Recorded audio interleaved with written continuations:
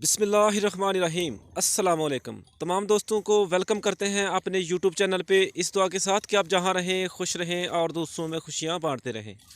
दोस्तों आज हम पहुंचे हैं भाई अल्लाह वदाया के फार्म पर और आपको दिखाएंगे कि इस वक्त इस फार्म पर कौन कौन से जानवर मौजूद हैं और साथ हम भाई अल्लाह वदाया से चंद मालूमात भी हासिल करने की कोशिश करेंगे। तो चलें भाई से बातचीत शुरू करते हैं। जी तो दोस्तों अभी आपकी हम मुलाकात करवाएंगे भाई अल्लाह वदाया जो इस फार्म के ऑनर हैं। तो चलिए आपकी मुलाकात करवाते हैं। अस्सलाम वालेकुम भाई। जी वालेकुम अस्सलाम। भाई क्या हाल है, ठीक हो? जी अल्हम्दुलिल्लाह, शुक्र अल्लाह। सुनाओ सेहत कैसी है? जी अल्हम्दुलिल्लाह, शुक्र ज़रा अल्लाह। अपना तारफ़ करा दो। जी मेरा नाम अल्लाह वदाया ते अलमरूफ मक्खन तू मेरी पहचान है। पहचान थोड़ी मक्खन नाल। जी माशाल्लाह जी माशाल्लाह। जी। ਤੇ ਭਾਈ ਮੱਖਣ ਸਾਨੂੰ ਦੱਸੋ ਜ਼ਰਾ ਕਿ ਇਹ ਕਿੰਨੀ ਦੇਰ ਹੋਇਆ ਤੁਹਾਨੂੰ ਇਹ ਕੰਮ ਸ਼ੁਰੂ ਕੀਤੇ ਦਾ ਤੇ ਕਿਸ ਤਰ੍ਹਾਂ ਤੁਹਾਡੇ ਜ਼ਿਹਨ 'ਚ ਆਈਡੀਆ ਆਇਆ? जनाब सानू काम शुरू किए तकरीबन कोई 4 ਤੋਂ 5 ਮਹੀਨੇ ਹੋ ਚੁੱਕੇ ਨੇ। ਅੱਛਾ ਜੀ ਤੇ ਇਸ ਤੋਂ ਪਹਿਲੇ ਤੁਸੀਂ ਕੀ ਕਰਦੇ ਹੋ? ਇਸ ਤੋਂ ਪਹਿਲੇ ਸਾਡਾ ਜਿਹੜਾ ਨਾ ਜ਼ਿਮੀਂਦਾਰਾ ਬੁਨਿਆਦੀ ਕਾਰੋਬਾਰ ਜਿਹੜਾ ਨਾ ਉਹ ਜ਼ਿਮੀਂਦਾਰਾ ਹੀ ਹੈ। ਅੱਛਾ ਉਸ ਤੋਂ ਇਲਾਵਾ ਸਾਡੀ ਦੁਕਾਨ ਵੀ ਹੈ ਇਲੈਕਟ੍ਰੋਨਿਕਸ ਦੀ। ਅੱਛਾ ਜੀ ਤੇ ਇਹ ਸਾਡਾ ਸ਼ੌਕ ਸੀ। ਇਹ ਤੁਹਾਨੂੰ ਕਿਸ ਤਰ੍ਹਾਂ ਸ਼ੌਕ ਪੈਦਾ ਹੋਇਆ, ਪਹਿਲੇ ਕਿਉਂ ਨਹੀਂ ਹੋਇਆ?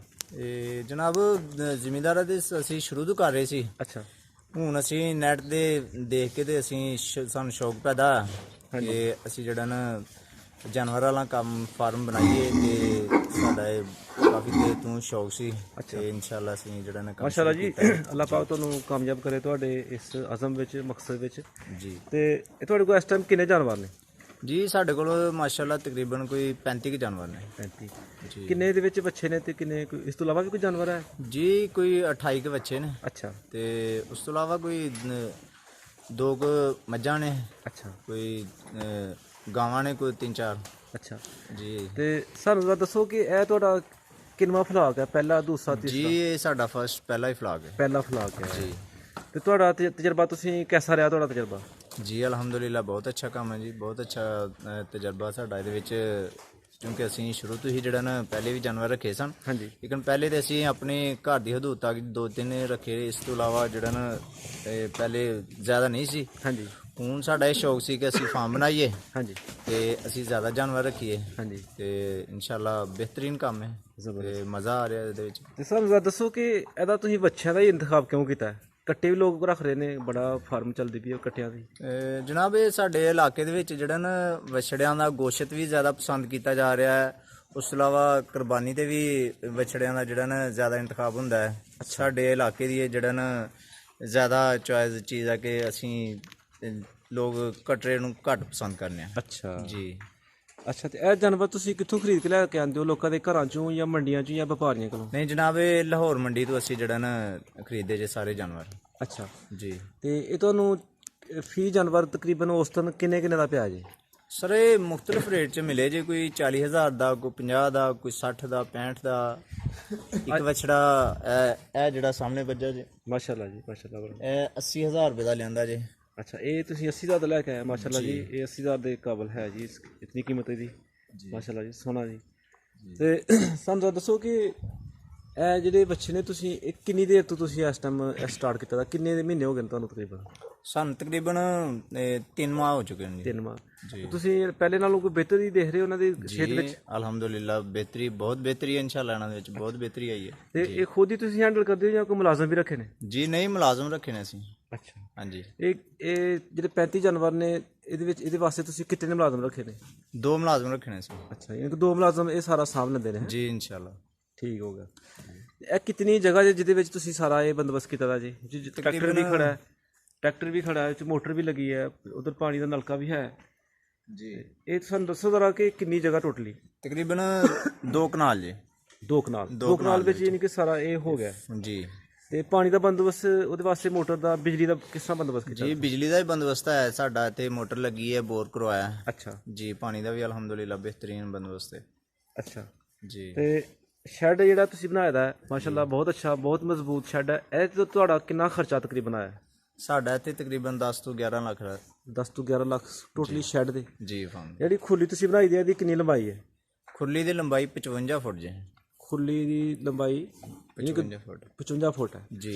ਤੇ ਸਾਰੇ ਜਾਨਵਰ ਪੂਰੀ ਆਸਾਨੀ ਨਾਲ ਆ ਜਾਂਦੇ ਨੇ? ਹੈ ਜੀ ਇਹ ਜਾਨਵਰ ਕੁਝ ਫਾਲਤੂ ਨੇ ਉਹ ਫਿਰ ਬਾਹਰ ਬੰਨੇ ਹੁੰਦੇ ਨੇ, ਅੱਛਾ। ਤੇ ਅਗਰ ਚਾਹੀਏ ਤੇ ਅੰਦਰ ਵੀ ਸਾਰੇ ਕਲੋਜ਼ ਹੋ ਜਾਂਦੇ ਨੇ, ਅੰਦਰ ਵੀ ਕਲੀਅਰ ਹੁੰਦੇ ਨੇ। ਤੇ ਜਦੋਂ ਅੱਗੋਂ ਸਰਦੀ ਆਏਗੀ ਉਦੋਂ ਬੰਦੋਬਸਤ ਕੀ ਹੋਏਗਾ ਜੀ ਤੁਹਾਡਾ? ਜੀ ਸਰਦੀ ਦੇ ਵਿੱਚ ਐਸੇ ਫਾਰਮ ਦੇ ਵਿੱਚ ਹੀ ਸਰਦੀ ਦੇ ਵਿੱਚ ਵੀ ਰਹੇ ਨੇ, ਅੱਛਾ, ਸਾਈਡਾਂ ਦੇ ਤਰਪਾਲ ਲੱਗ ਜਾਂਦੀ ਹੈ, ਠੀਕ ਹੋ ਤੇ ਮੌਸਮ ਗਰਮ ਹੋਇਆ ਤੇ ਹੁਣ ਤਰਪਾਲਾਂ ਲਾ ਲੀਆਂ ਨੇ, ਓਪਨ ਕਰ ਦਿੱਤਾ। ਠੀਕ ਹੈ ਜੀ ਇਹ ਸ਼ੈੱਡ ਦੀ ਜਿਹੜੀ ਲੰਬਾਈ ਤੇ ਚੜਾਈ ਉਹ ਕਿਤਨੀ ਹੈ ਤਕਰੀਬਨ?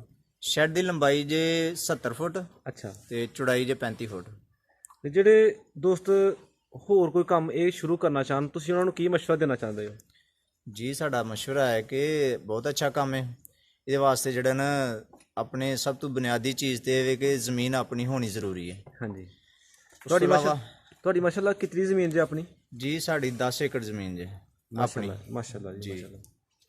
ਤੇ ਸਾਨੂੰ ਜ਼ਰਾ ਦੱਸੋ ਕਿ ਇਸ ਟਾਈਮ ਫੀ ਜਾਨਵਰ ਤੇ ਤੁਹਾਡਾ ਕਿੰਨਾ ਖਰਚਾ ਆ ਰਿਹਾ? ਤਕਰੀਬਨ 200 ਰੁਪਇਆ ਫੀ ਡੇ ਦਾ ਜਿਹੜਾ ਨਾ ਖਰਚਾ ਆ ਰਿਹਾ ਸਾਡਾ। ਠੀਕ ਹੋ ਗਿਆ ਜੀ, ਜ਼ਬਰਦਸਤ। ਤੇ ਫੀਡ ਤੁਸੀਂ ਕਦੋਂ ਸ਼ੁਰੂ ਕਰਨੀ ਹੈ? ਫੀਡ ਅਸੀਂ ਜਿਹੜਾ ਨਾ ਇਹਨਾਂ ਨੂੰ ਆਖਰੀ 3 ਮਹੀਨੇ ਫੀਡ ਇਸਤੇਮਾਲ ਕਰਾਉਣੀ ਹੈ। ਯਾਨੀ ਕਿ ਜਿਹੜੀ ਜਦੋਂ ਵੱਡੀ ਈਦ ਵਿੱਚ ਈਦ ਬਕਰਾ ਈਦ ਵਿੱਚ 3 ਮਹੀਨੇ ਰਹਿ ਜਾਣਗੇ ਜੀ, ਫਿਰ ਤੁਸੀਂ ਇਹਨੂੰ ਫੀਡ ਫੀਡ ਸਟਾਰਟ ਸ਼ੁਰੂ ਕਰ ਕਰਨੀ ਦੇਣੀ ਹੈ ਜੀ। ਤੇ ਉਹਦੀ ਮਕਦਾਰ ਕੀ ਹੋਏਗੀ ਤਕਰੀਬਨ ਫੀਡ ਦੇਣ ਦੀ? ਉਹ ਸਟਾਰਟਿੰਗ ਤੋਂ ਤਕਰੀਬਨ ਅੱਧਾ ਕਿਲੋ ਤੋਂ ਸਟਾਰਟ ਕਰਾਂਗੇ ਤੇ ਕੋਈ 3 ਕਿਲੋ ਤੱਕ ਜਿਹੜਾ ਨਾ ਇਹਨਾਂ ਨੂੰ ਜਿਹੜਾ ਨਾ ਚਲਾਵਾਂਗੇ, ਅੱਛਾ। ਖਾਵਾਂਗੇ। ਤੇ ਸਾਨੂੰ ਜ਼ਰਾ ਦੱਸੋ ਕਿ ਇਹ ਤੁਸੀਂ ਫਰੋਖਤ ਜਦੋਂ ਕਰੋਗੇ ਤੁਸੀਂ ਇੱਥੇ ਕਰੋਗੇ ਕਿ ਜਾਂ ਮੰਡੀ 'ਚ ਜਾ ਕਰੋਗੇ? ਨਹੀਂ, ਅਲਹਮਦੁਲਿਲਾ ਇਹ ਜਿੰਨੇ ਕੁ ਵੱਛੜੇ ਸਾਡੇ ਕੋਲ ਹੈ ਨੇ ਇਹ ਸਾਡੇ ਇੱਥੇ ਸੇਲ ਹੋ ਜਾਣੇ ਨੇ।